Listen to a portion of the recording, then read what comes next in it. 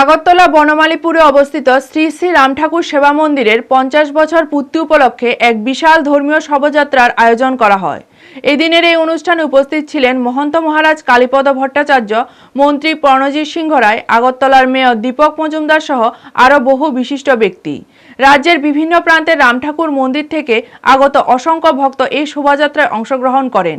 ভক্তদের উপস্থিতিতে গোটা এলাকা হয়ে ওঠে উৎসব মুখর।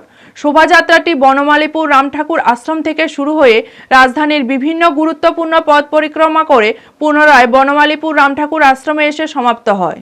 ধর্মীয় ভাব গাম্ভীর্য ও ভক্তির আবহে সারাদিন ধরে চলে এই মহাযজ্ঞ। ব্যুরো রিপোর্ট, নিউজ তৎকাল 24।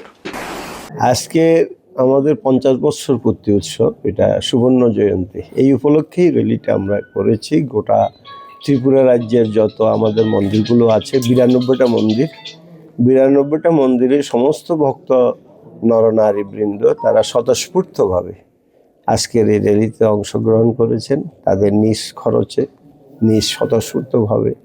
তাই আজকের এই আনন্দের দিনটা আমাদের কাছে খুবই মনে করি ঠাকুরের অসীম কৃপা, যেটা 77 সনে একটি ছোট্ট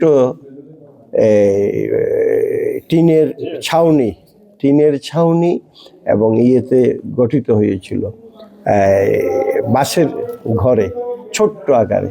আজকে সেটা একটা মহা বটবৃক্ষে রূপান্তরিত হয়েছে এবং এই ত্রিপুরা রাজ্যের এরকম আরও অনেক মন্দির এই হাঁটে হাঁটে পা করে আজকে বিশাল আয়োজন। প্রত্যেকটা মন্দিরে কৈবল্য ধামের মহন্ত মহারাজ লিড দিচ্ছে। আপনারা দেখছেন নিউজ তৎকাল 24।